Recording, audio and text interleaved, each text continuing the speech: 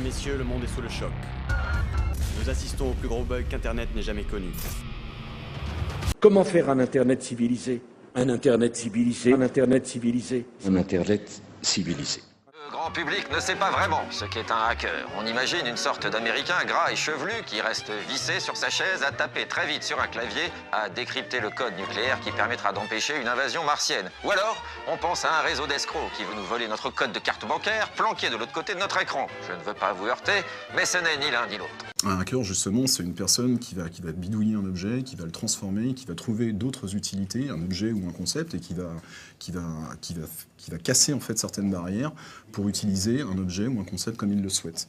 Un hacker, c'est d'abord et avant tout quelqu'un de curieux, un bidouilleur qui cherche à trouver les failles pour mieux savoir comment les colmater. Il y a différents types de hackers. Les white hats et les black hats.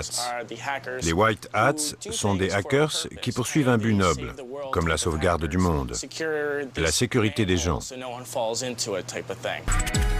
Certains hackers défient le système.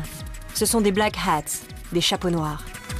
Des cow-boys du 21e siècle qui enfreignent les lois afin d'errer librement dans le cyberespace. Ein guter Hacker ist eine Person, die versucht, die Welt mit ihrem Wissen und der Technologie ein klein bisschen besser zu machen.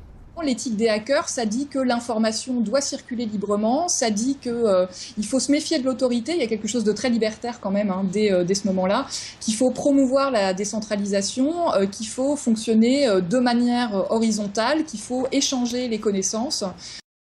Partout où on regarde, on voit des gouvernements qui tentent de contrôler Internet, qui restreignent la liberté d'accès à Internet et qui, par là, restreignent nos libertés fondamentales. Anonymous va défendre la liberté d'expression, comme Telecomix va défendre la liberté d'expression. C'est des armes ensuite qui sont utilisées derrière qui diffèrent. We stand for freedom. We stand for freedom of speech, the power of the people, the ability for them to protest against the government, to right wrongs, no censorship, especially online, but also in real life. Après, il y a plusieurs formes d'activisme. Tu as Anonymous, par exemple, qui va paralyser des sites web. Tu as Telecomix qui, au contraire, quand on coupe Internet, par exemple en Égypte, va essayer de rétablir la connectivité là-bas pour que les journalistes et les citoyens puissent continuer à envoyer les informations. Il y a plein de formes, si tu veux, d'activisme. Individual, young, nameless, faceless folks are having geopolitical impact.